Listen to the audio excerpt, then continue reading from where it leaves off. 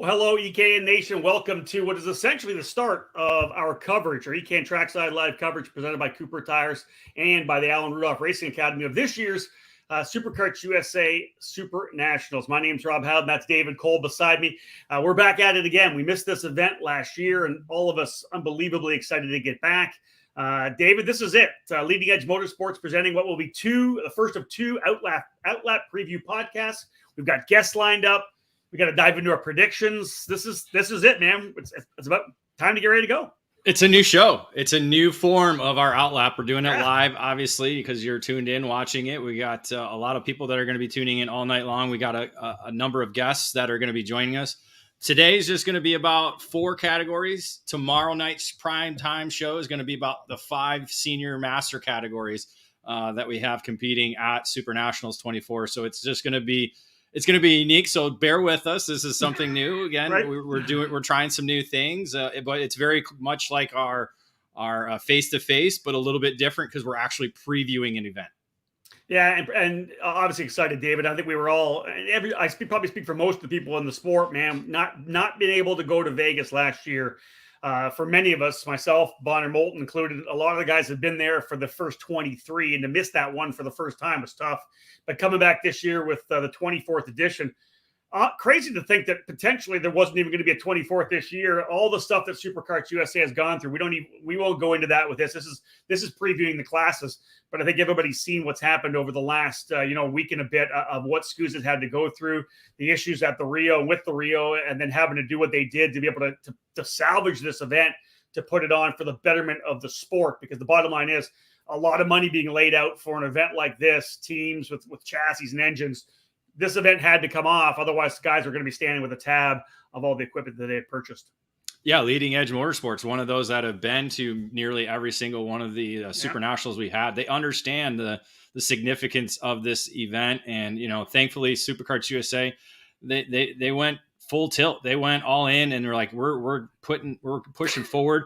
Luckily, again, they're able to find good partners to work with, even returning partner with Westgate, adding in some rooms there as well. So a lot of things. That's the one thing. We're doing a new show here. A lot of ththings are going to be new and exciting for SuperNationals 24. Yeah, it's not going to be plug and play, right? Usually we just rolled into the Rio. We know what to do. We know where we walk to. We know what we have. We just walk out the doors. Here's the restaurant. Here's where we park our car. Here's where we have dinner. Here's where we do our nightly debrief shows.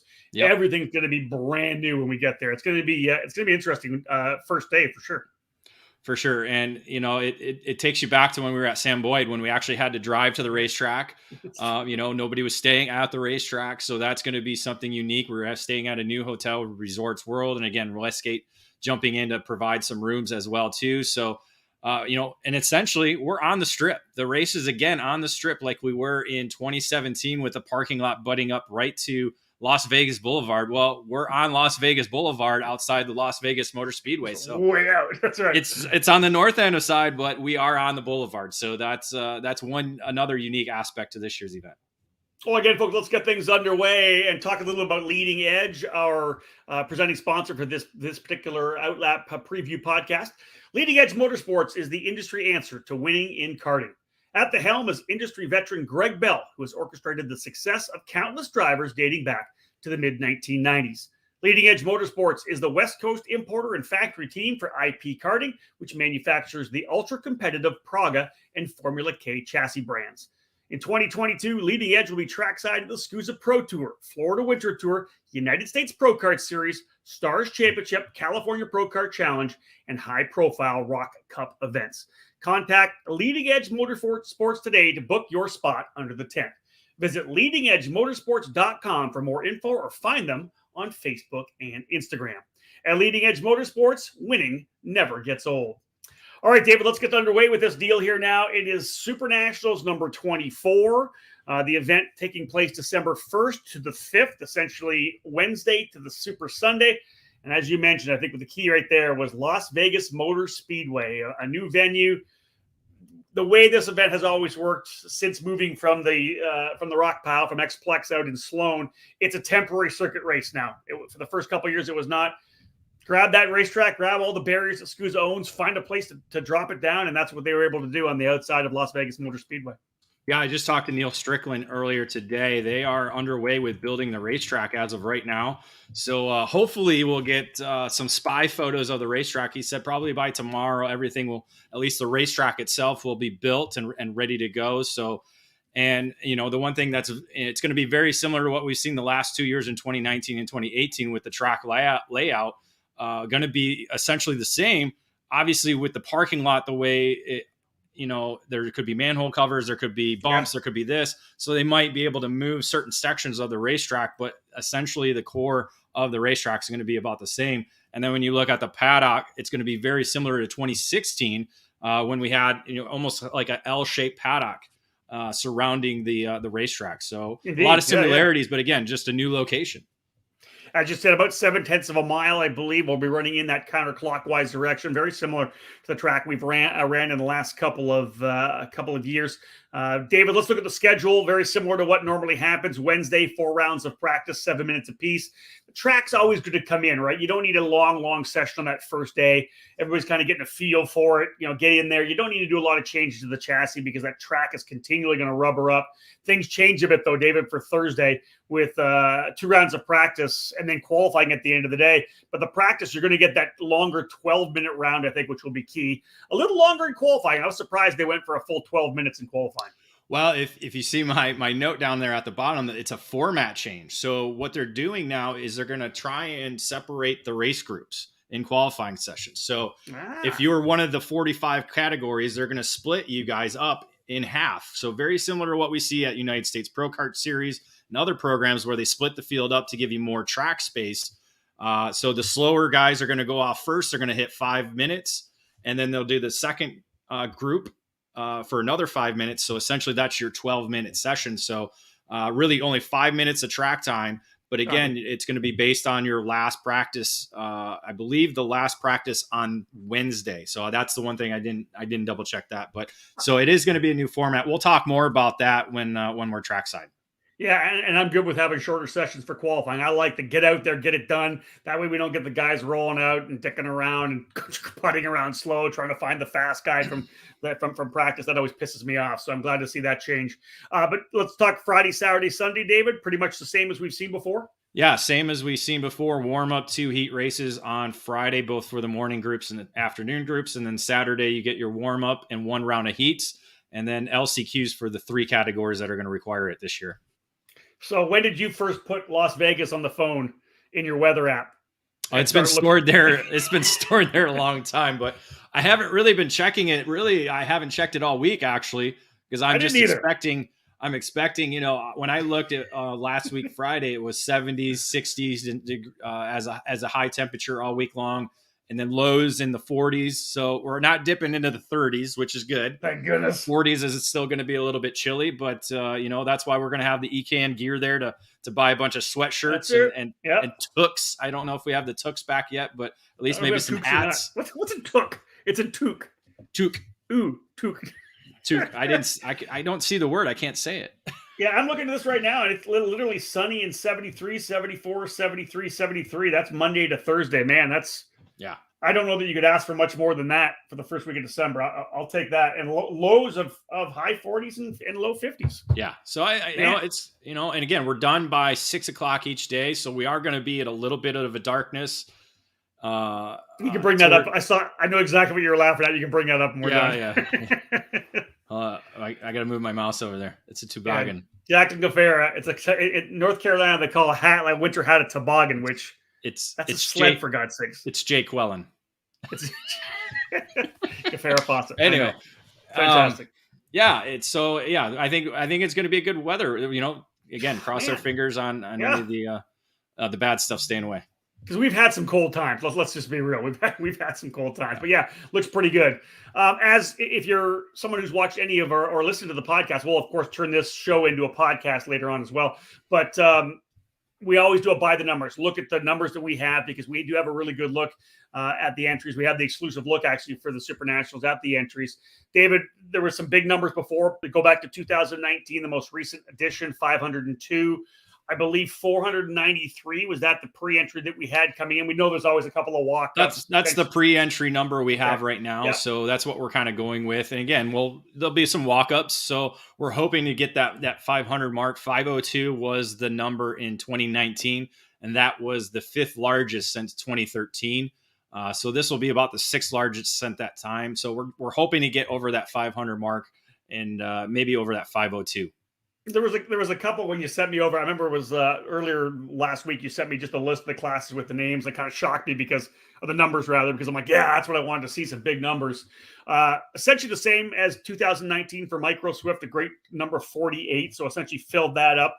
David, I know there was a question there after we get done. You can tell me what the actual class maxes were, but 48 for Micro Swift pre-entries, 66 for Mini Swift, 46 for KA100 Junior, and 48 for X30 Junior. A little less than we saw from the 76 a couple of years ago. But was that one of the classes that they locked down to just the one group? Was for X30 Junior? No, X30 Junior was open for the two race groups. Unfortunately, they only got 48, so they're knocking it down to just one race group. So that's one of the LCQs that we're not going to be running at SuperNationals 24. So all 48 drivers going to be in, along with the micro, all 48 drivers in as well, and 46 in the KA100 Junior.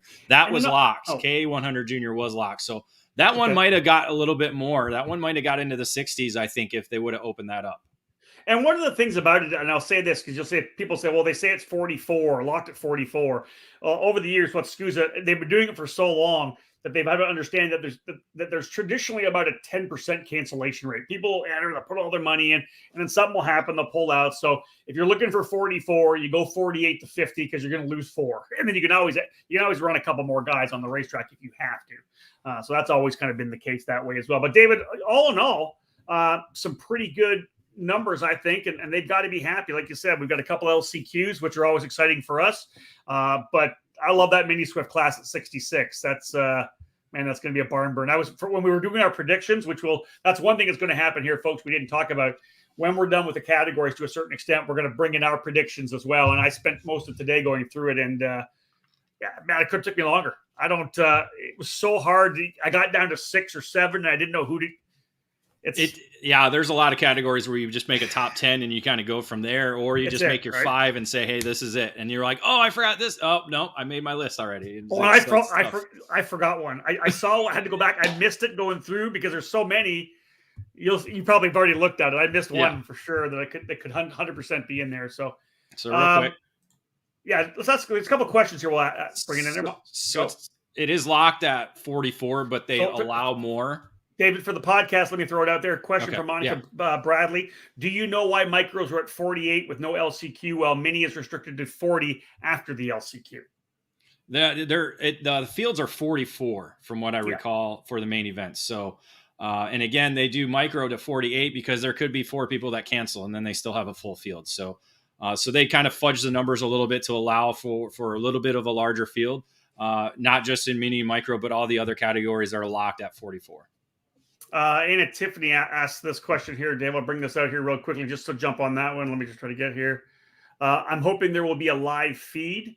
Anna, we will be, EKN will be live audio on Thursday afternoon for qualifying, Friday and Saturday through the heats. And then there will be a live video feed from Greenlight Productions will be live on the Superkarts USA Facebook page throughout Super Sunday as well. And then that coverage will be packaged. And I believe MAV TV, I think it's where it's probably going to end up, David. I'm not actually sure on that. We'll have to confirm. But I know MAV TV's been playing a lot of old races over the last couple of weeks for sure. They have, and we also have a production meeting tomorrow, so we'll maybe find out some more details from Greenlight Television. All right. What do we do, Dave? Do we dive in here? All right. Are you ready to get going with this or what? Let's go. All right. Let's start with the Micro Swift category. This class brought to you by Team Bennick. David, 48 entries in total, as we had mentioned. Let's go. I'll just throw through the former winners. Bradley Majman was able to win the Australian in 2019. Ben Mayer winning the micro category back in 2018. Vinnie Phillips, the driver from Great Britain, winning in 17. And Vinicius Cesaro, the Brazilian, winning back in 2016. I'll let you go through the SKUSA Pro Tour points because these are obviously guys that are going to be watching this weekend.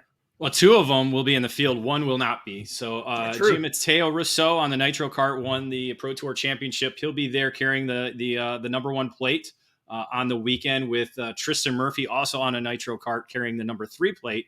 Augustus Toniolo, who was under the Rolison Performance Group tent, he'll be racing up in Mini Swift for the SuperNationals 24. So 2 of the top 3 from the Pro Tour are just going to be in the field. I think the key thing, and obviously with micro, David, is the younger kids coming into the sport, right? The youngest of the Superkarts USA program and pro karting. Because we missed 2019, there's only 3 drivers. Yeah, SuperNationals experience, right? Yeah, probably missed 2020. So the last race was 2019. So a lot of the kids with that were in that, even their first year of micro, very very likely on to the mini class. So only 3 guys with experience. That kind of changes things a little bit, I think, for the weekend. Yeah, that's going to be the big key, and that's something we obviously have seen in micro throughout the last few years that we've had the category is kids coming up from kid kart racing to the micro division, and to be honest, what I wrote in the preview today, these micro kids keep their heads on pretty well when they're at the temporary circuit. They're not you're not over driving, they're not driving this way or driving this way. They're focused. Block. It's been really good racing in the micro division. I hope that with the amount of rookies, Supernats rookies that we have going, that it stays that way. But again, you just never quite know what you're going to get with kids this young. Yeah, 6 different countries represented in the category, 16 drivers from outside the U.S. David, do you want to throw out a couple of the names right now, or do you just want to hold on that for our predictions, or what do you want to do here? Again, we've already talked about 2 of the Nitro Karts. I think, we're going to have Nick Tucker on here a little bit later. A lot of Nitro drivers in the micro division. So I expect to see a lot of them towards the front. One of them obviously being Keelan Harvick. We've seen him win at the United States Pro Kart Series, won the championship there. We've seen him win at the Pro Tour. We've seen him just win at the Rock Vegas event, as well as other places, the SKUSA Winter Series as well too. So, I think he's going to be among the lead contingent, along with a lot of the other Nitro Kart drivers, Ashton Woon, both Tovo brothers, Ethan and Jackson. Yeah. So a lot of those guys there, but they also have the Paralyn guys. There's a lot of Paralyn drivers as well too that are in the micro division.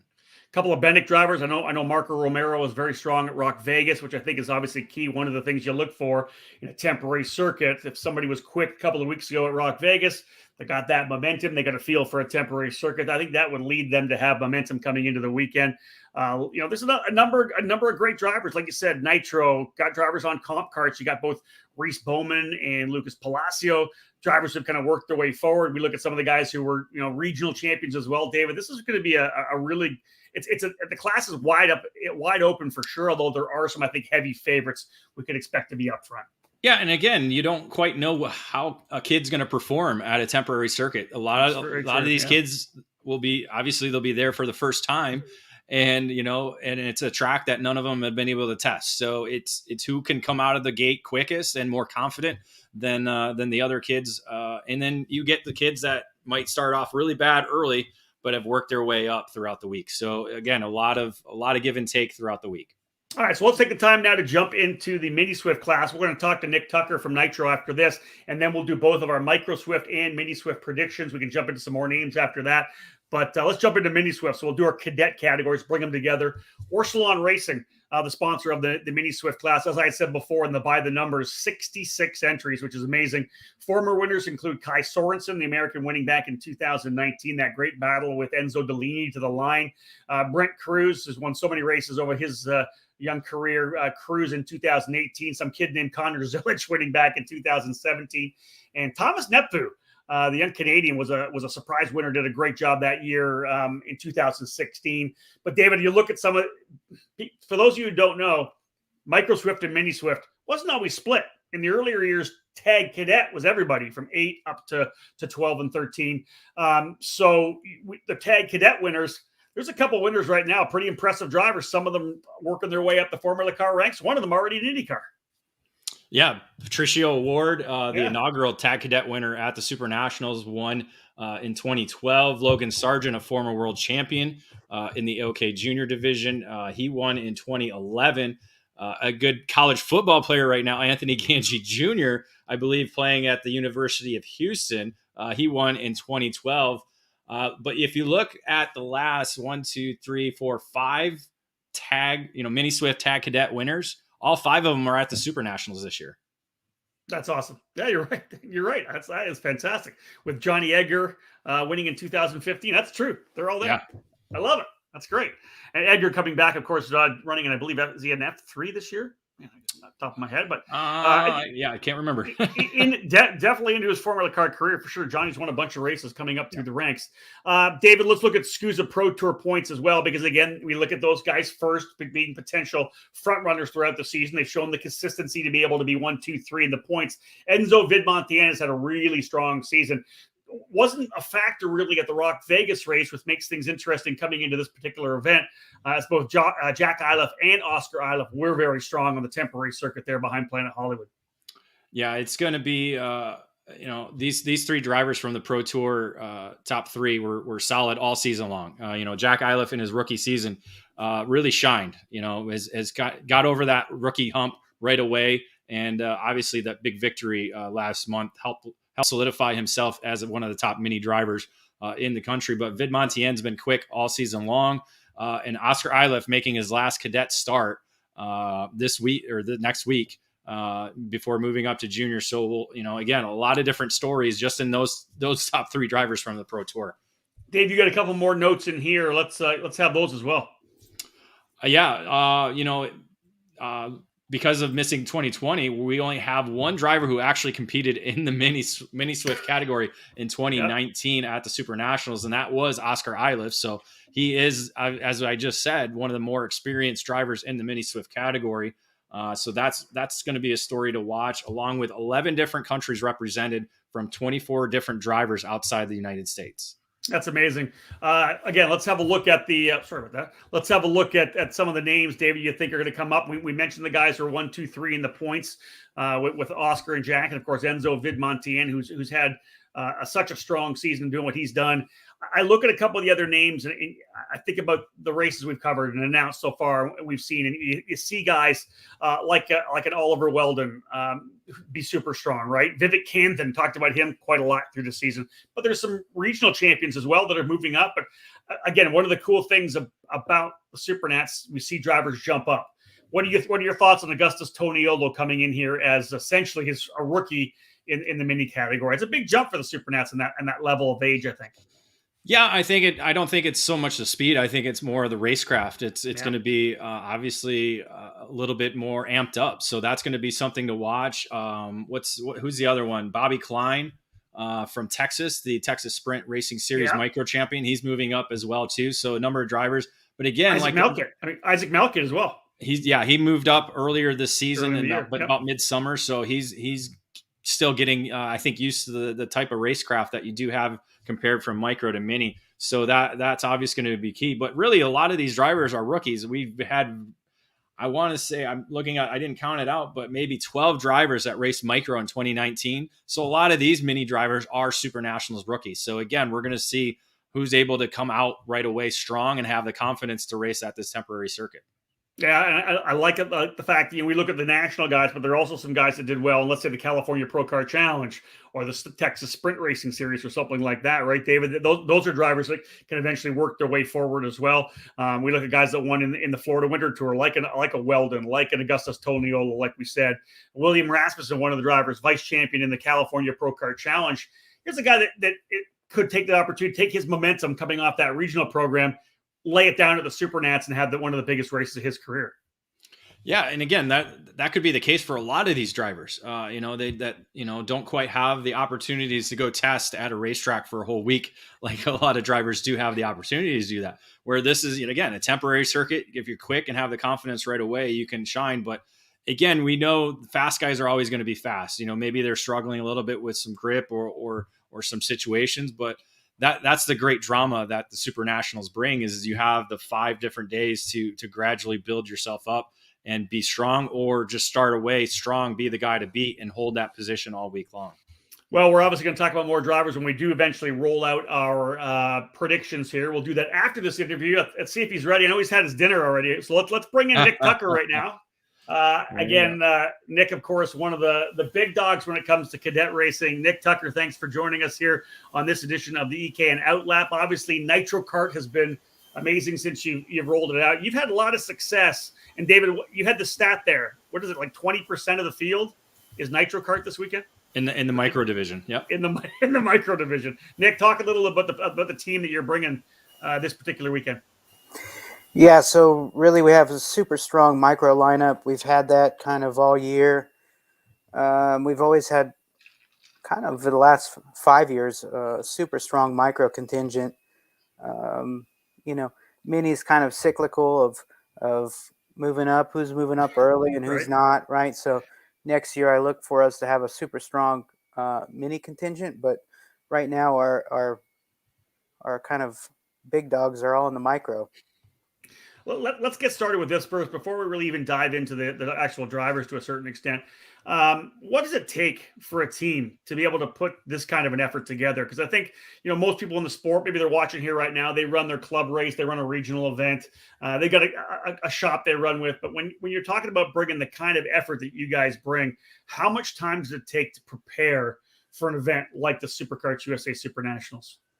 Really, it's kind of a year-long, culmination of preparation and just kind of your whole program and how you direct it. But it's kind of, and then you kind of ramp up in November to prepare all the new chassis and make sure your engines are in line and people's in line. And this year was obviously more challenging with the hotel situation, right? Changing the hotels and logistics and whatnot. So kind of November, you ramp up a lot of logistical stuff. It's such an interesting event, I think, for me, is because it's the end of the season, especially when you're dealing with younger drivers, cadet drivers, right? There's a level of maturity, and they continue to mature throughout the weekend. They're at different levels of maturity. One of the things that Nitro's done, and not just done it through what you guys do trackside, you guys do your Nitro Academy every year. You have a list of coaches that work with you as well. Can you tell us a little bit about how do you prepare a driver for this event? For a temporary circuit they've never been to before, for the walls. Is there anything you guys do special to try to prepare these guys for something like this? You kind of just go with an approach, right? Of you kind of fill in the gaps of where, each driver kind of has their own idiosyncrasies, right? So you try and fill those gaps in and help them understand how to approach the event, with caution and because certainly you can put your whole weekend behind, with one crash, right? If you crash the last practice before qualifying, you may not have time to fix it properly, right? So there's a lot of things that go into it where, maybe you have to run 80%, part of the time or whatever to make sure that you're there at the end, right? It's just a tough format, so you just kind of have to approach it with some caution. And, there's some drivers that can go 100%. There's some guys that you got to scale back, right? So you kind of got to look at each driver individually and kind of give them direction from there. I have to believe that's definitely the case, especially if you're bringing someone to a temporary circuit who's never been there before, because I'm sure you're holding your breath as is the team and the parents, those first couple of sessions when the track is super, super green. You just want the driver to go out and kind of learn the racetrack. But as we know, they start driving around each other and it's a race in the second session. Do you sit down with each driver and have like a one-on-one or something like that to kind of get them maybe have their own particular focus and goal for each session? Yeah, for sure. I think you have to approach it that way, right? Because each driver is kind of different. They have a different maturity level, a different driving style. And, with the temporary circuit, with the barriers, it kind of just amplifies everything, right? Where you have to, just hit all the details. Let's talk about your coaching staff a little bit. I know will Ashley be there? Ashley Rajero will be there with you on the weekend? Yeah, she will. So she's a mainstay with us and an important part of it. What we do, and then obviously we have Connor Zilich, who is really our main senior guy and kind of more of a mentor for the kids, right? That's kind of what Connor brings to the table, right? He's a mentor and just a good influence to the kids. And that's why we kind of have him running with us, right? It's just to add that element, somebody for the kids to look up to. And it's a little bit outside of our box, right? Because realistically, we specialize in the kids, right? So, Connor is kind of still the kid. Yeah, he really is, right? Did you, when you were became coming a man up, real fast though when we went Trans Am racing? there you He go. did. I bet Exactly. he He did. did. That's right. He did. When you were coming up through the ranks, did you have like that somebody that you kind of looked up to, like maybe some of the micro kids do to Connor? Yeah, I did. I had a couple influences, right? So we had my dad had his kart shop, right? So we had some older guys, that ran with us.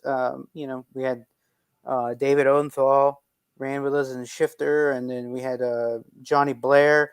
So kind of had those guys around, throughout time that was a little bit older. Yeah, I'm up here in Seattle right now, and there was definitely a bunch of hot rods and great racing up here in Region 6, was there not?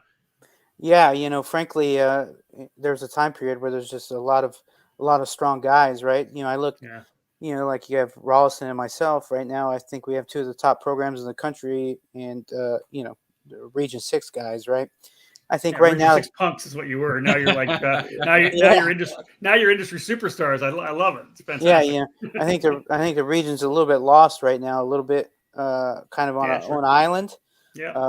It'd be nice to see them kind of get on the national stage, but Agreed. Still some good drivers coming out of the region, though. Yeah, for sure. I think at times they got some guys, right? Yeah. Oh, by the way, as we're talking about fast guys in the region, I get a text from Alicia saying there's still some fast girls in Region 6 as well. So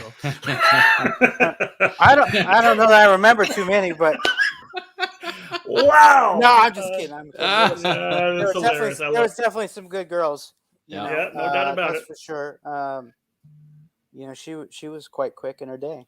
She was pretty quick, no doubt about that. So was her sister Tracy. Listen, right.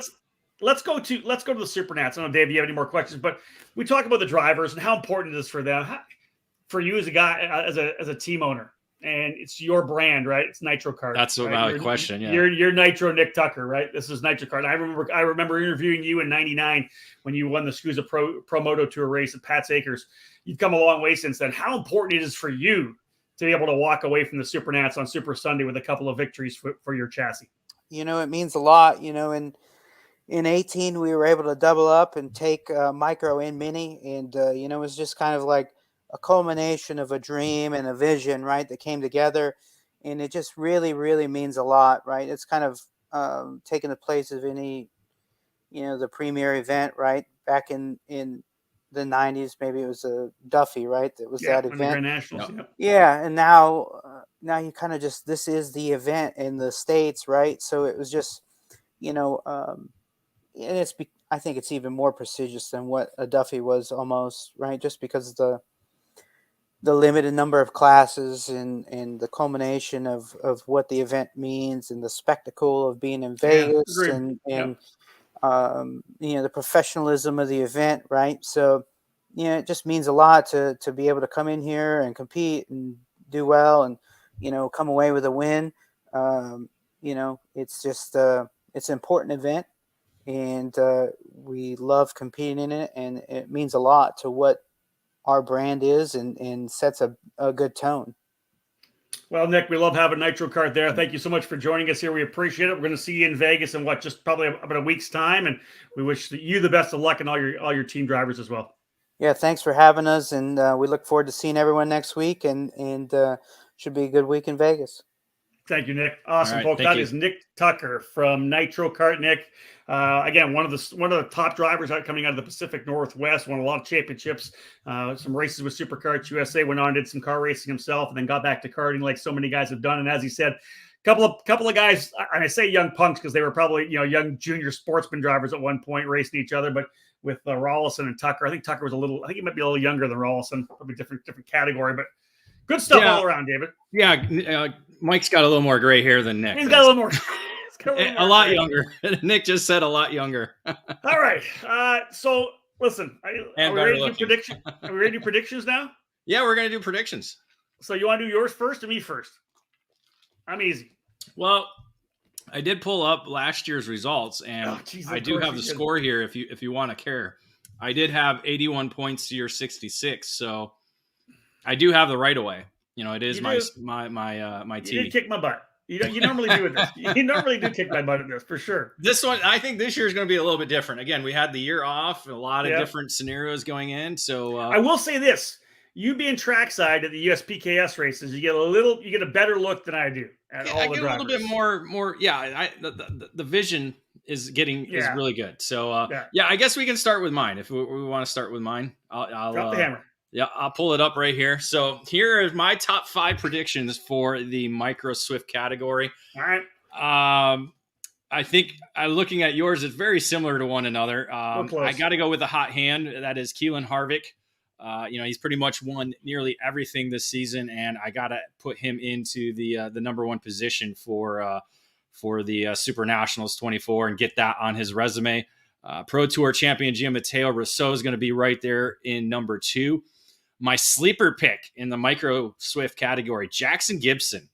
I've been watching you just mentioned that. I've been watching this kid at the USPKS. All right. And he's gone from being at the tail of the field to battling for podium position. So I think, under the Rolison Performance Group tent, he's going to get that. He's got that confidence now, and I think he's going to have the ability to land himself on the podium. Tristan Murphy, again, another great driver all season long, the California Pro Kart Challenge champion.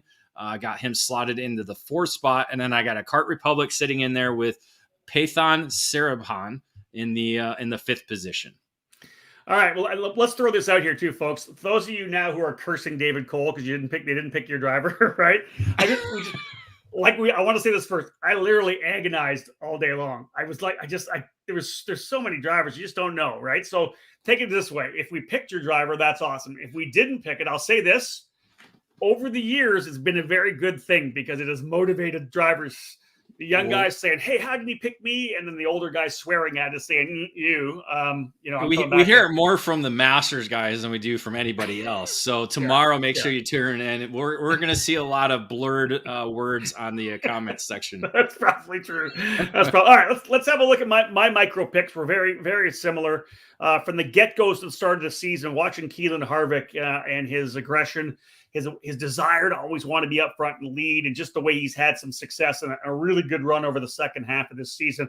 I got Keelan up front. Tristan right there as well. He was very strong at the Rock Vegas event, which I think plays well and leads forward.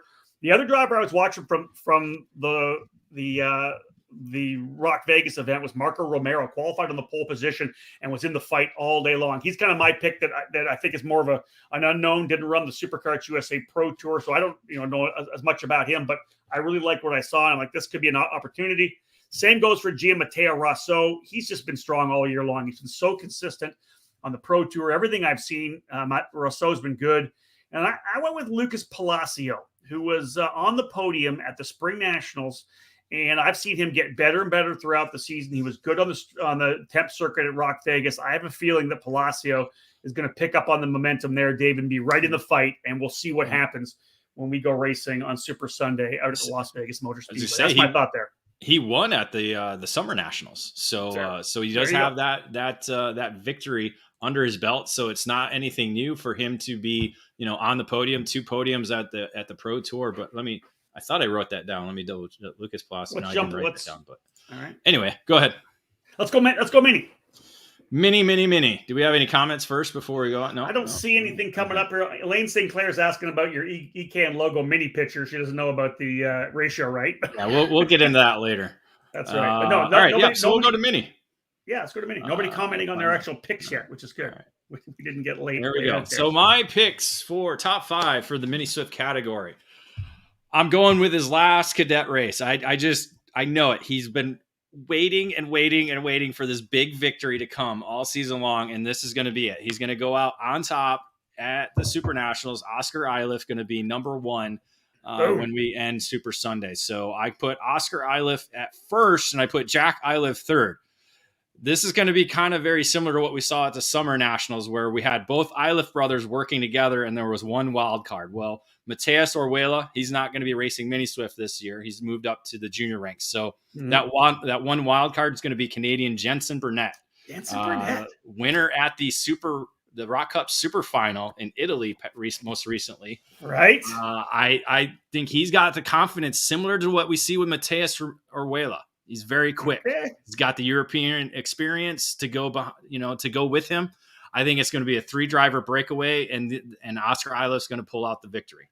So that's my my 1, 2, 3. I got Diego Ardiles in the 4th position. He's been really quick at USPKS. He's got 3 victories on the season. So I put him into my top 5, and then rounding out the podium in the 5th position is the Pro Tour champion of Enzo Vidmontien. He just I thought about putting him as the winner, but he just quite hasn't been there at the end of the season. So he got a lot of quick, good victories early on in the season, but July, August, September, October, not much there. So that's going to be my predictions for we're close, right? We're close on that because it just you see the momentum. Second half of the season momentum always plays a role in the SuperNationals, right? You get in there, and again we always look to see what happens at Rock Vegas, because especially when they were both at the Rio, same kind of pavement, same feel, different tracks now, but Enzo was kind of outside the top 10 a lot of times at Rock Vegas as well. So let's throw mine up there because you're going to see a couple similar deals. I went the other way. I went Jack Iliffe. I just think that when I don't know what it is. And again, you could probably roll the dice when it comes to either Jack or Oscar Iliffe. They're both so quick. Jack there's a calmness about Jack, and he continues to win. Oscar's looking for that big one. Maybe when I thought about it, I was like, maybe Oscar throws a slide job on Jack and Diego and Luis get by him. You know what I mean? My mind was trying to how does this top 5 finish, knowing that there's always a lead pack.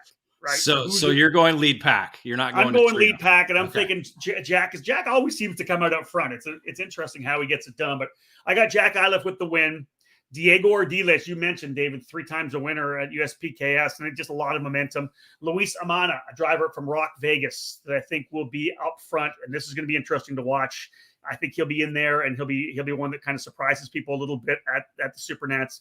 Oscar Iliffe, I've got P4 still. And again, my mind was that potential slide job by his brother, over under or whatever in the last corner kind of thing, or, the leading onto the straightaway. And then I'm with you. I'm with you on Enzo Vidmontien, which I know he's going to be in the top 5 and he could be battling for the lead. I just don't know whether or not he's going to be at the end. And again, here's our first slam. Amy Peterson Campbell says, I'm going to regret going against Jensen Burnett, and Amy's actually from the same hometown as I am in Cambridge. So yeah, that's trouble for you. But you know what? Again, this was it, right? I had 10 names down, and I'm like, I have to get this done. And I'm literally going through other names of guys that we've talked about all year running up front, and I literally was going back and forth. It was driving me crazy about who should be in there and who shouldn't be in there. Finally, I said I have to pick 5. So those are the 5. Those are the 5 I went with, right? Normally what you and I do, David, there's some safe bets. Yeah. And then you got to see O.B. Johnson just said you just forgot Kai Johnson. And I know. I'm looking at my thing right now. I got Kai Johnson in yellow. He's a USPKS race winner with Speed Concepts. O.B.'s like, you made a mistake. I know. I know. It's not necessarily a mistake.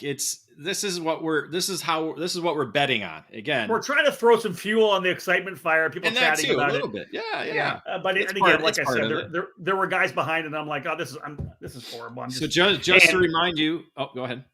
No, I just don't say there's like Vivek Canthan. There's all these names out here, guys we've talked about. You know what?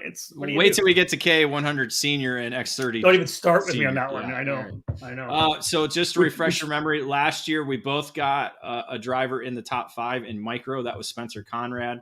Last year in mini Swift, you predicted Enzo Delaney in the 5th position. So you got more points in the mini Swift category. So we tied in micro, and you beat me in mini Swift. All right, I can live with that. So look at there's I love it. Here they come in. Diego, some quotes.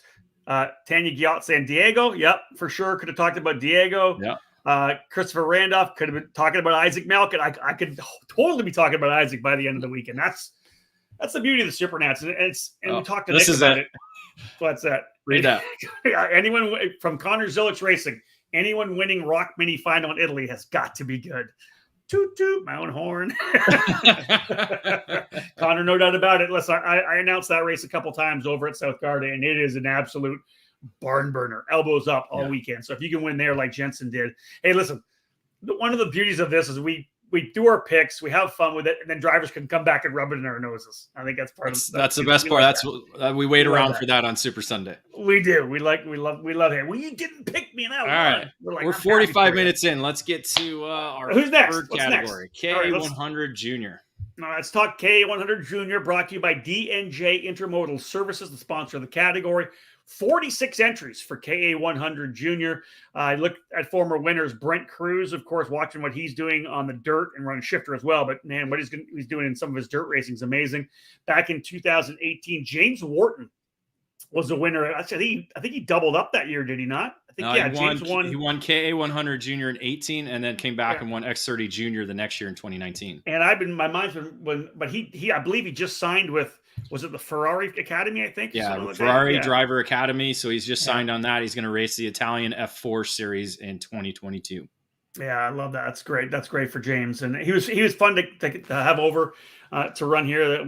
Listen, having the Australians at the SuperNats has really been kind of part of the lifeblood of it, right? Since we've had so many great Aussies come over to be with us. So again, I'll jump back over here, get back to my notes a bit here. David, look, SKUSA Pro Tour points though. Carson Morgan was the guy to beat all year long. Crazy thing is he's not even racing. He's jumping up to senior. But you got Noah Baker and Austin Jurors, two kids that I think will definitely be ones to watch on the weekend. Yeah, they're going to be carrying the SKUSA banner for the Pro Tour Championship side of things. They'll be carrying the 802 and 803 number plates on the weekend or on the week. So they'll have that going in. And again, Baker picked up 2 victories at the Winter Nationals, kind of put himself in the championship hunt, and Jurors picked up his first ever Pro Tour victory at the Spring Nationals. So a couple of winners on the Pro Tour that are going to be in there, but a number of different drivers we can choose from and talk about in this category.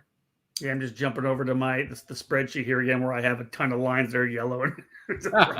Well, while you do that, I'm going to talk about there's only 6 drivers from outside the United States. And again, as we mentioned, no defending winners in the field, not to mention no Pro Tour champion in the field, as you just mentioned with Carson Morgan moving up to the senior ranks. So, well, listen, before we jump into our predictions in this category, and we'll talk about more of the names there when we do predictions, let's bring in a driver who's coming back here. I believe actually his debut as a junior driver at the SuperNats, right? A couple of years in Mini, bringing in Aidan Rudolph from Crosslink Competition, a Texan. Aidan, thanks for joining us, bud. What's up, guys? I appreciate you hanging around for 45 minutes so far too, as well. It's kind of what we figured. We figured 90 minutes all total. It may not be quite that much.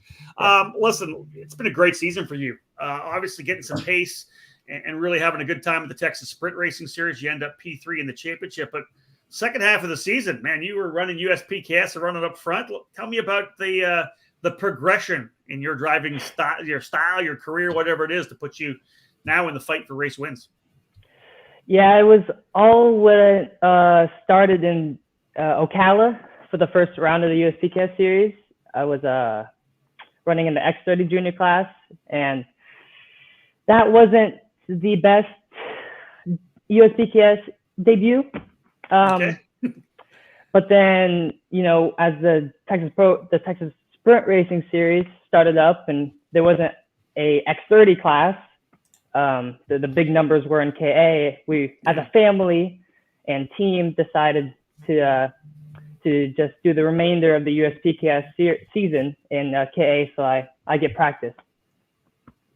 And let's talk about that, David. I'll let you comment, because you were able to be at all those races to watch what Aidan was doing. I was just watching live timing and listening to the broadcasts. Aidan started stepping things up at the end of the season. All of a sudden, he's in the mix when we're talking about guys trying to win races. Well, I think, and he can kind of comment on this, I think the key part is he had a number of races where he had to start at the back of the field because of something happening in the pre-final and had to fight his way through the field.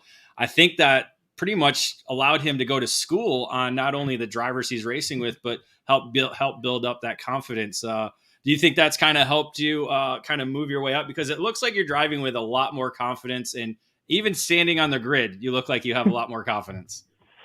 Yeah, totally. My qualifyings this whole year were up and down.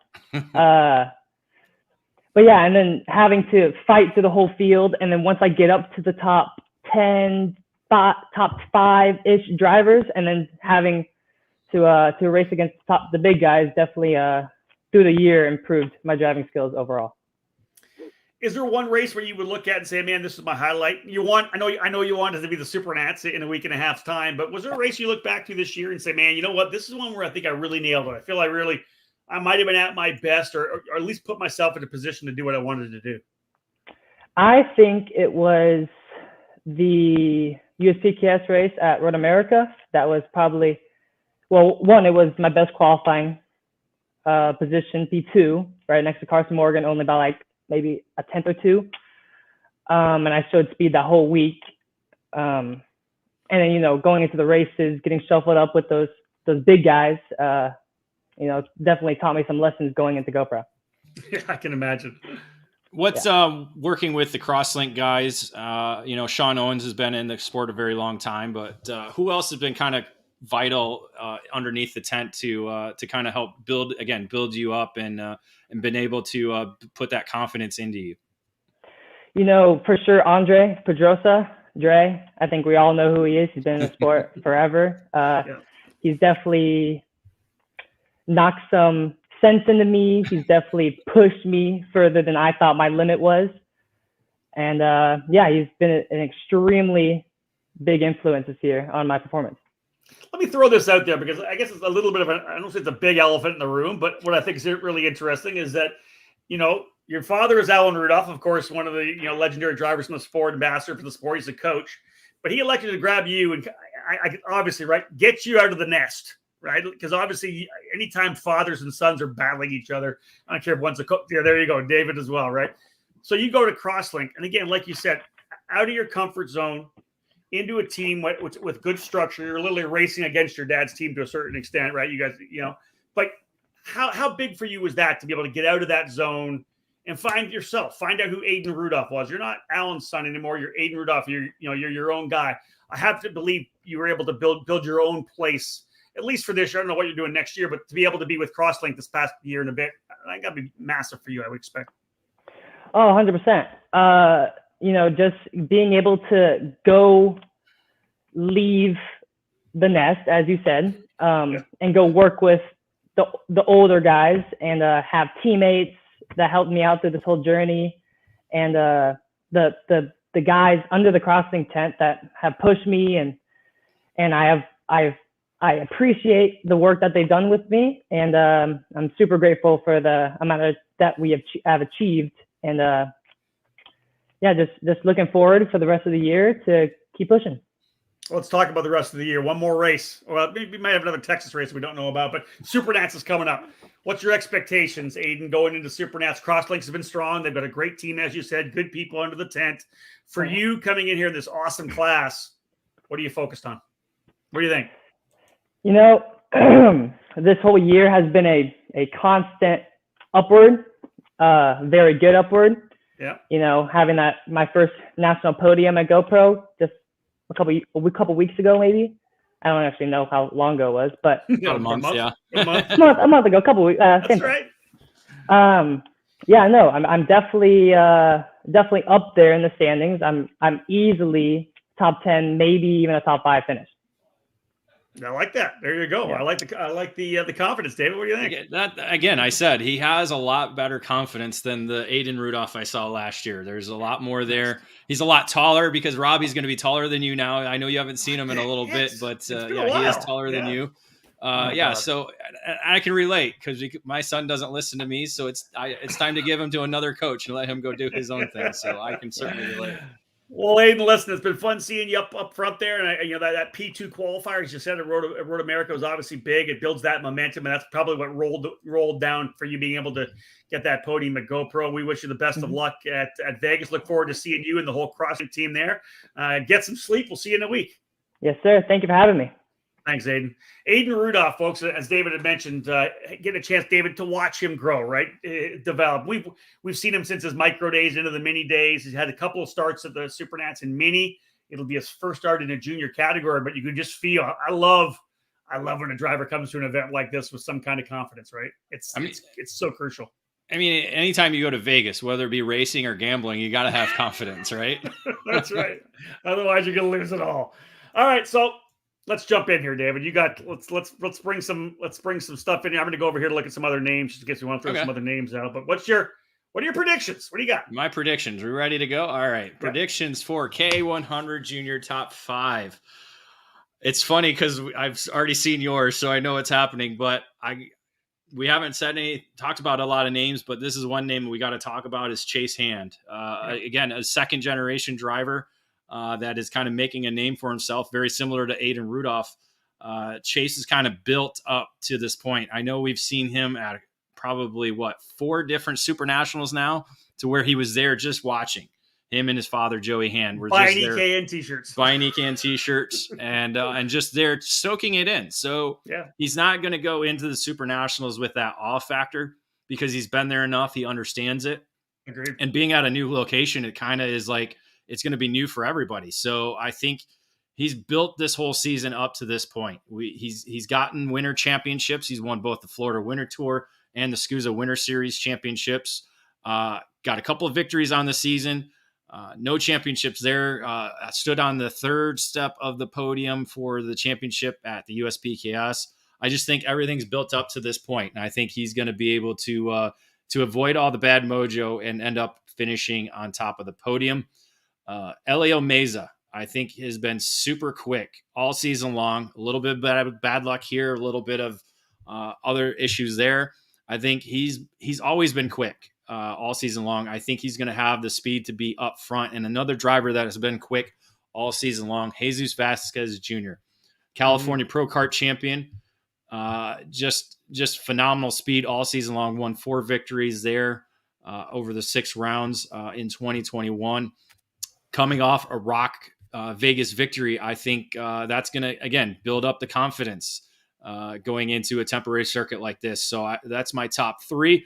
I got Aden Rudolph, the Canadian, finishing in 4th. Aden is actually one of the 14 different drivers that are going to be doing double duty, racing both KA100 Junior and X30 Junior. He hasn't done the 100cc stuff all season long, at least at USPKS or the Pro Tour. So he's going to double duty here. He was actual on-track winner at Rock Vegas, but a penalty dropped him down to 3rd and gave that win to Vasquez. So I have Aden Rudolph in the 4th position. And then the driver who we just talked to, again, confidence.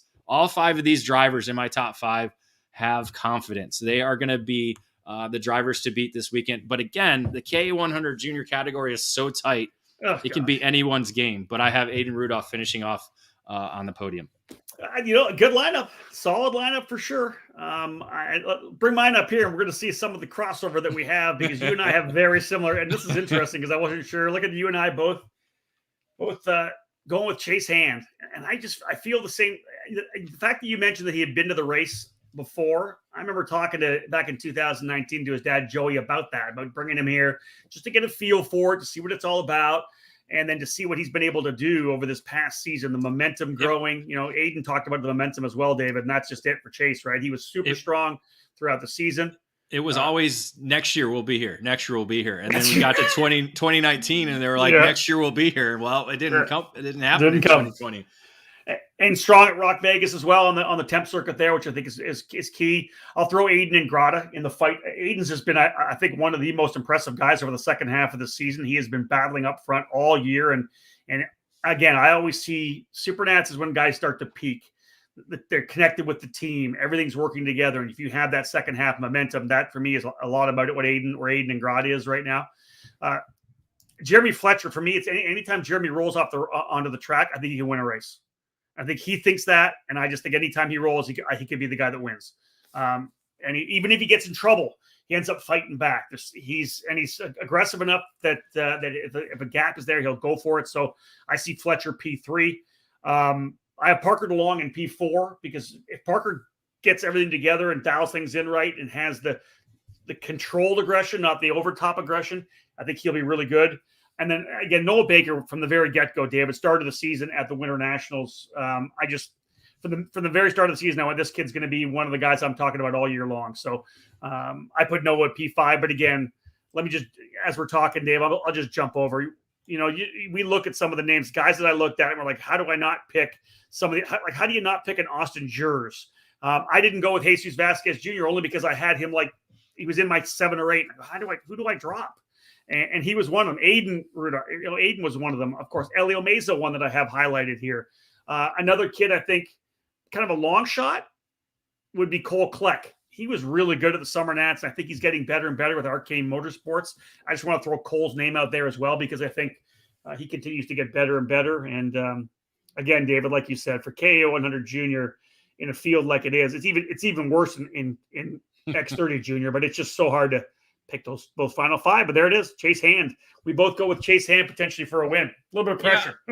Yeah, there's a lot. I left Fletcher out. I just don't think he struggled in the 100cc stuff towards the end of the season. So that's why I kind of knocked him off. But again, I think, kind of like we were talking about with the mini Swift category, I think there's going to be a big lead pack in this race. So it could be anybody. We could completely miss on the top fives for sure. There's no doubt about that. And think about this racetrack, what it looks like. It's that same deal with the left-hand hairpin. They're going to be stacking on top of each other through the S's. And then that big run down the straightaway, 17 wide into the final corner. Yeah. Away we go. All right, let me get over to the script. What have I got to do next here, David? We just finished up the junior predictions. Let's go into X30 Junior. We're almost done, folks. We got X30 Junior. We're going to talk to Caleb Gafrarar from Rolison Performance Group, and then we got our predictions to cap things off. 48 entries in X30 Junior, brought to you by Speed Lab Racing Engines. Winners, we mentioned already James Wharton, who's moving on to his racing career in cars overseas. Jeremy Fairburn was a winner in 2018. I believe I picked that, David, if I'm not mistaken. Well, I don't have 18 numbers in front of me, but yes, I do think you picked that. I think I did. Jack Crawford was the winner in 2017. Jack's a guy to watch, folks, because he's going to be running FIA Formula F3 next year. Scored race wins in the Euro Formula Open Series as well, sponsored by Red Bull. He could be a driver making his way to Formula One as an American driver there. Tyler Gonzalez has become one of the top drivers in sports car racing. It was a winner in 2016. I'll let you go further back, David, because I know you've got all the results. Let's talk Tag Junior. Before it was X30 Junior, it was Tag Junior, and there was a bunch of really you go through here, speaking of Formula One, there's a couple of Formula One drivers in there as well. Yeah, Lance Stroll winning in 2012, the Canadian, and then George Russell, the British driver, winning in 2011. Both of those are racing on Sundays in Formula One. Logan Sargent in the F2 program, right? F2, I believe. Yeah. He'll be a Williams test driver next year too in F1. There you go. He won in 2014. So that was his second time winning at the SuperNationals. Some Brazilian drivers, Yurick Calvo winning in 2013, Yao Vieira in 2012, and Felipe Fraga, the inaugural winner in 2008. Yeah. Arthur Laced as well was a winner in 2015. Yeah, that was the first year away from the Rio at the Westgate at the Las Vegas Convention Center. That was a good performance by Arthur there. Indeed. Superkarts USA Pro Tour points, obviously the first guys you look at for a SuperNationals win. Carson Morgan, of course, winning the championship, but again, he's moved on to senior. We'll talk more about Carson potentially tomorrow. Max Garcia finishing second, the driver out of Florida, and Jeremy Fletcher. David, you mentioned what he did in KA100. Maybe didn't have the pace in your mind in the second half of the season, but for sure looked good again in X30 Junior. He will be he was a third place guy. 20 drivers though, David, from outside of the U.S. Yeah, 20 drivers outside the U.S. Two former winners, SuperNational winners in the field. They actually didn't win in the junior categories though. We talk about Vinnie Phillips won in the micro division in 2017. And then Kai Sorensen winning in the mini Swift division, the USA driver coming back from racing in Europe all season long, coming back to the US as a defending race winner in the mini Swift category. Yeah, no doubt about it. So this is going to be a heck of a barn burner race for sure. There's so many. Again, let me jump over real quick to my spreadsheet just so I can have a look at this because it's just ridiculous that there's 40. I think I have 48, I believe, on the sheet, David. And again, just stacked top to bottom. We got some drivers coming in from the outside the country, as you said. Let's bring in our guy, our interview that we have joining us here to be part of our X30 Junior interview. We've got Caleb Gafrarar, who will run for Rolison Performance Group. But Caleb, how are you, man? Good. How are you guys? We're really good. Obviously, thanks for hanging out there. You've been waiting for over an hour for your chance. We let you go play Call of Duty or whatever you wanted to do. So we knew you were going to be having some fun. Listen, it's been an interesting year for you because, again, being in Europe, it's been a crazy couple of years. You got stuck over there, back and forth, COVID testing, the whole deal. But you did a lot of racing in Europe this year. Then you come back. right? And David, I'll let you roll out some of the specs or some of the notes we have for Caleb. But you come back home and kind of pick up everything you learned over in Europe. You're a different guy when you get back. You had some pretty good runs. Let's talk about what you did in USPKS. Pretty nice to be able to grab a victory there. Yeah, we got there and I went out for a session. I was like, wow, this is a lot different from what I remember. And and we go out and I was like, are we even in the top 5? And we go out for last session, we go P1. I was like, okay, so we're there. And then it just carried on through the weekend. Maybe the first thing to come out with is the fact that obviously you made a move to a new team as well. You elected to move to the Rolison Performance Group. You were over in Europe with the guys there. You come over here to run with Rolison Performance Group. For a young driver like you, that's a big change, right? Because each team has its own culture, its own way of doing things. You come into Rolison Performance Group, and I always comment that drivers learn different ways, right? And teams teach different ways. Tell me what it was like for you to go under the Rolison Performance Group with Mike and the crew there. It seemed based on your pace that it was a really good fit. Is that the way you would assess it? Yeah. So we went the weekend before. We went and tested with them, and it went really well. There was only like 3 juniors. There was me and Grata and Weldon, and we were quick all that testing weekend, and then we went into the race weekend. My home track. I knew the track, so we were quick the whole weekend. And did you put any pressure on yourself? Because obviously you've been running in Europe. First question, did you put any pressure on yourself? And second question, what was the most important thing you think you learned or evolved as a driver being able to run over in Europe? Just the type of racing, how it's more aggressive, and it's just sometimes you can get really unlucky and sometimes you're really lucky. Yeah, very true. Here's a fun question for you. I know that you were struggling to find the food you wanted to eat when you were over in Europe. What was the first thing you had when you got back to North Carolina? First thing I had, what was it? Did you go somewhere? Did you go to Waffle House Chick-fil-A. or something like that? Chick-fil-A. First thing. Attaboy. All right, so you run for Rolison. You're the second kind of half of the season here, late in the year. How does that set things up? Let's talk about Rock Vegas, because that's obviously, I think, one of the events that you did that kind of leads into the SuperNats for you. You were pretty strong there at Rock Vegas. I was able to watch the final there. Your dad actually had the video on. That's what I was watching. And you kind of fell back a little bit near the end of you think you're running P3 and you were falling back. They kind of caught you a bit. Yeah, you went elbows up after that, and that was pretty fun to see. Maybe some of your European training there. Talk about kind of falling back into the clutches there. What happened? So I was pushing, and then I was catching Chase, and then he started pulling away. So I was like, okay, I'm just gonna sit here, try to just chill out and not push too hard. And then that all went downhill. And then I started getting caught, and then they went by me. I was like, okay, I can catch them. And Jeremy started blocking with 2 laps to go. And that's where I caught back up, and then I was there. There you go. So, okay, so let's look at SuperNats. You've been there before. You've raced there before. A lot of experience there. Going to a different venue, but essentially the same track layout. What are your thoughts going into there? Give me your overall view. What are your expectations? Let's start with that. Well, I think it'll be a fun race. I know it's the same track, but I think it'll be a really good race. There'll be probably a lot of people. And I would like to have a bit of a different track, but it's all right. It hasn't happened, a year? So it's all right.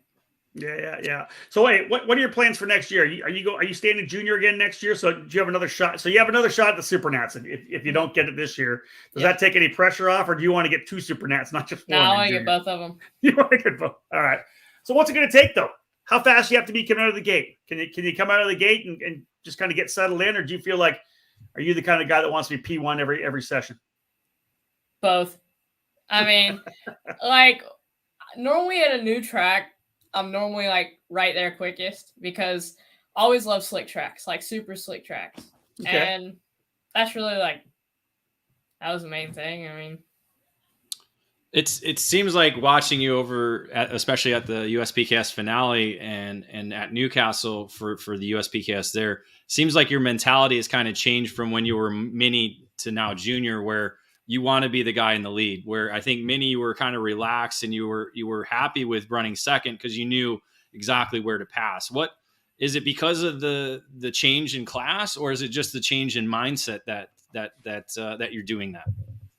I mean, I haven't changed too much, but I mean, sometimes I feel like I have to push a bit more, other than like sometimes where you could just sit back and just draft off them, catch up to them, and you'd be fine. But okay. All right, Caleb. Well, listen. Let me wrap it up with this, because we talked to Aiden, we talked to Nick, and just who are you as a driver right now? Again, I love that question about, do you want to lead? Do you want to finish second? Who are you now? How have you evolved? What's your style of driving? Let's start with that. my style of driving is, if I'm in second on the last lap, I'm going for anything I can. Yeah, that's it. All right, let that be a warning for those of you who are running in front of Caleb. He's sending it if he's gonna get, that's where he is. Well, Caleb, listen, we look forward to seeing you in Las Vegas. We're gonna be there pretty soon, just about a week's time. I think you said you were rolling in Tuesday night, so you'll be probably on a flight right now or landing in Las Vegas right now. Mm-hmm. Until then, take care of yourself. Happy Thanksgiving to you and the family, and we'll see you in Las Vegas. Thank you. You too. Thank you, guys. See ya. All right, man. Caleb Gafrarar. It's been fun watching him come all the way up through David, through micro, through mini. His dad, Chuck Gafrarar, was on the wrenches for many, many years. Chuck's got the hell out of the way now. Let the professionals get in. He's got podiums. He's got podiums at the SuperNationals.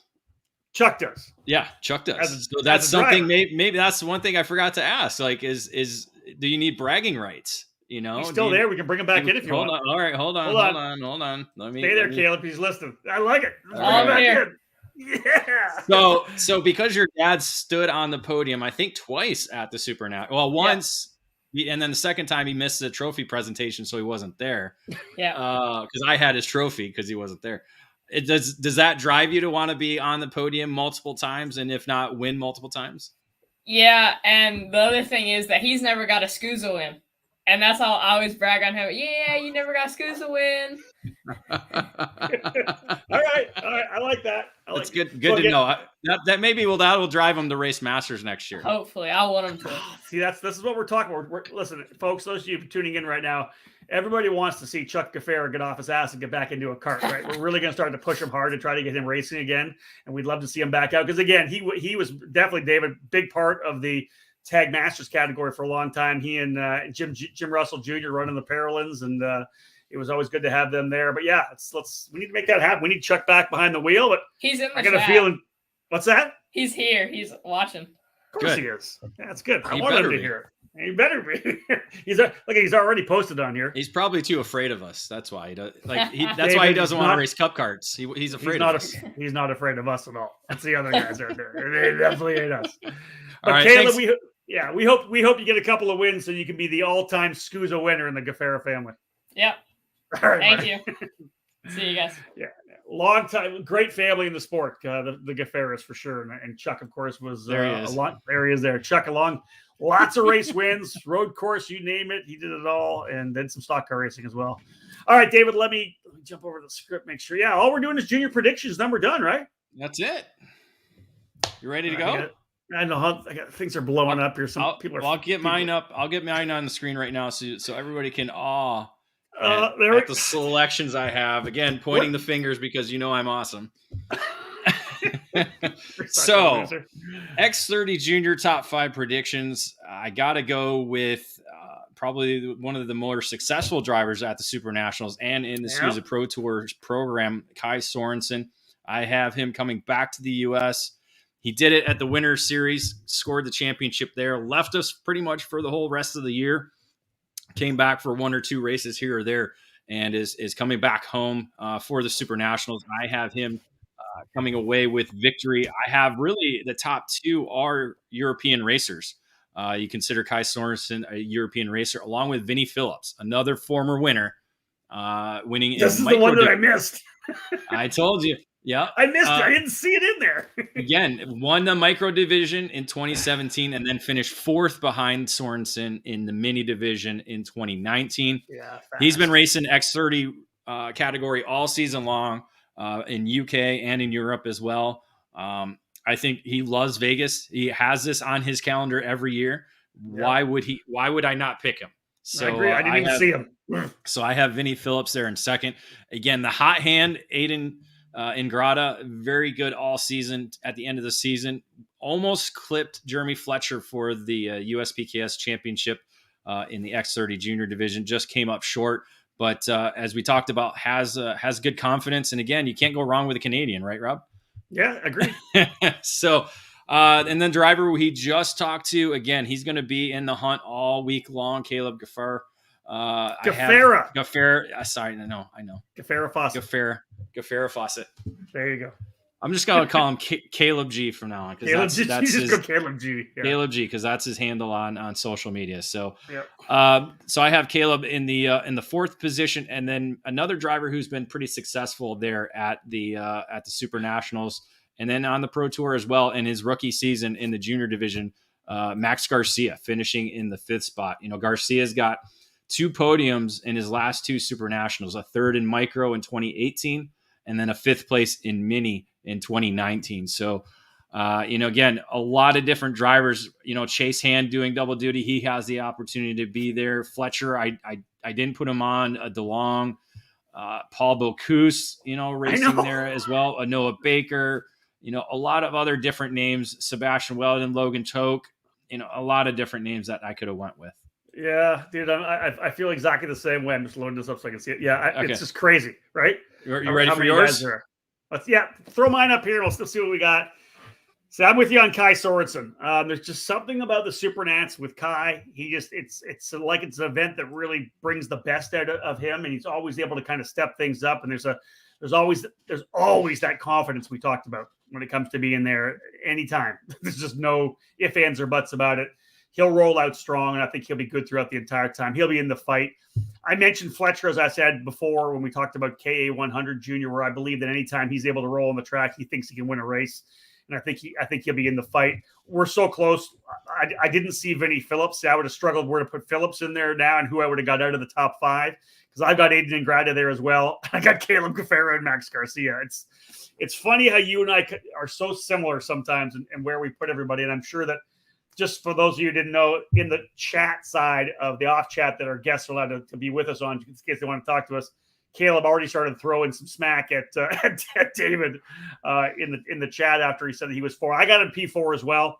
And one thing I will say, and every time we do the predictions, it could easily, the entire top 5 could get jumbled around, right? Garcia could win, Caleb could win, but that's one of the things we've always said, David. That can happen anytime because it's so close. It depends on who hits and which team is rocking. You never know who could be up front, but these are the guys. We throw the names out and the numbers where they're going to be. Yeah, we think one guy's going to win, but for the most part, we just believe that they're going to be in the fight, right? It could be none of these 5. That's the wild part about the SuperNationals. Again, I'm just gonna throw some numbers out here. I did pick the winner last year in KA100 Junior with Brent Cruz.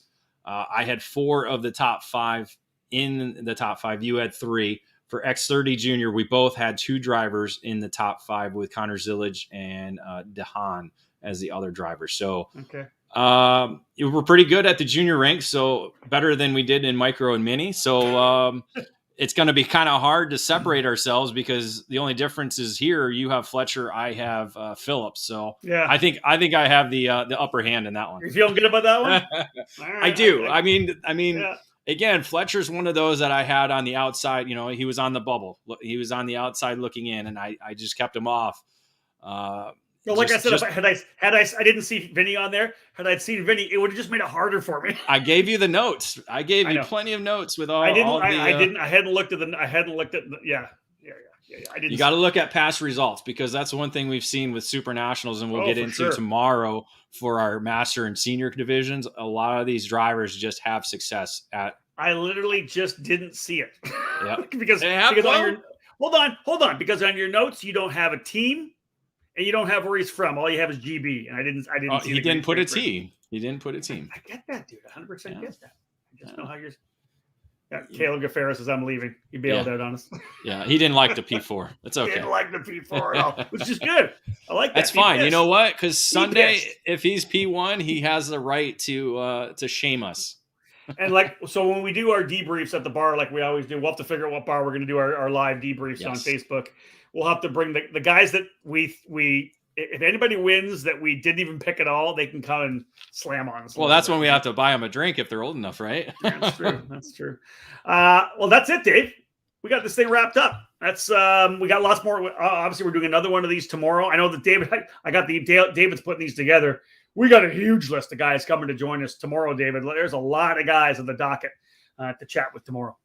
Yeah, we have Scott Sketchy Barnes from Bermuda joining us for the Master Shifter category. I'm working on Scott Kopp for the X30 Master along with Kip Foster. Kip said he's only 12 hours difference ahead of us. Okay. And so it'll be morning time. It'll be 8 a.m. morning. So it's 9:20, I think, there right now. The next day, so it'll be Thursday for him. So it'll be Thanksgiving, 4-time winner, right? Or it would be Thanksgiving here, but not there, obviously. But 4-time winner, Kip. Yeah, 4-time winner. What's the next category? KA100 Well, let's Senior. say 4-time, almost 6-time winner. Yeah, Yeah, we'll get into that in the interview. Yeah. KA100 Senior. Who did we? Oh, I have Paulie Massimino, last 2019 winner, and then the provisional winner from 2019, Brandon Lemke. So we'll have both sides of that category there. And then X30 Senior, we have Ryan Norberg, Connor Zillage, and Hannah Greenemeyer, the top 3 drivers in the EKN driver rankings for tag action. And then to wrap it up, we'll have Danny Formal, last year's KZ 2019 SuperNationals KZ winner. 2-hour show then? It'll probably be a 2-hour show because we have one more category. Obviously the Masters category will Master Shifter. There's not as many drivers to kind of go through. But we'll try and make it a little bit quicker. So I would say within 2 hours. Yes. We don't need to spend the 10 minutes talking about the race itself and the track and the numbers either. We've already done I that. think we've covered that. Right. We'll get through the numbers quick. Yep. And then, we've already talked about the format. We'll kind of breeze through that and some other things. So, folks, we're still dialing things in terms of our marketing package, our partners that are involved. Aden Rudolph Racing Academy, once again, with us as the title sponsor. Great to have Alan, the whole crew with us as the sponsor of our broadcast, allowing us to do what we do. Acceleration Kart Racing, again, presenting Super Sunday as they have for so many years. A number of other partners coming on board with us. We'll let you know more about those as it happens. We'll be, of course, on all our social media platforms throughout the entire weekend at SuperNats, Facebook, Instagram, and Twitter. Our hashtags EKN at SKUSA and hashtag SuperNats24. Great way to follow along. Of course, David, all the daily coverage. We'll be rocking the social media. As we said, we'll be live on the EKN.com/live for audio on Thursday for qualifying, Friday and Saturday for heats and last chance qualifiers. And of course, we'll stream through our live as well on Super Sunday, but that'll also be live video on the Superkarts USA Facebook page. Good folks from Greenlight will be there again. They do a tremendous job. Dave, just looking forward to getting back to Super Sunday for the 24th time. Very excited. Here's one last comment to close out I'll let you read it. It says from Scott Grenier, he says, Caleb told me to talk to you guys about those predictions. That's one of Caleb's Call of Duty squad members. So that's true. And that's also the wrench for Colin Daly in the Pro Shifter category. So we'll see Scooter in Vegas next week. So, folks, we appreciate everybody who shared our stream when we got it rolling. We'll do the same thing tomorrow. We'll get it out there so people know where to tune in. You can share that so people can tune in. Again, David, we're looking at, same start, right? We're still doing the 8 o'clock Eastern, 5 o'clock Pacific? Yeah. 8 o'clock Eastern time, 5 o'clock Pacific. Again, so same bat channel, same bat time. That's it, man. Hope you all tune in. This is it. We're ready to go. It is essentially locked and loaded, push on town to get through all the way. David, you got previews coming. What's coming up tomorrow on the website? Tomorrow will be KA100 Junior and X30 Junior. So you'll have the full entry list, pre-entry list for both of those categories tomorrow, as we did Mini and Micro Swift today. And then 2 categories a day, right? All the way through the weekend? 2 categories on Thursday. That'll be X30 Master and Master Shifter. And then we'll do the remaining categories 1 per day. There it is, folks. We're going to wrap things up before we head on out. I fly into Vegas on Monday. David rolls in on Tuesday. We'll be trackside and good to go. And again, as we said, we'll go live for qualifying on Thursday. Thank you so much for everybody for tuning in. Big shout out to Greg Bell and Leading Edge Motorsports for being our presenting sponsor of this edition of the EKN OutLap. And as always, big thank you to everyone at Cooper Tires and everybody at Superkarts USA as we continue as the official media partner for the organization. Thank you so much for tuning in tonight. An hour, almost an hour and a half, David. Pretty good show. Good show. Looking forward to tomorrow. Let's do it. Thank you so much, folks. On behalf of David Cole, my name's Rob Howden. Book it.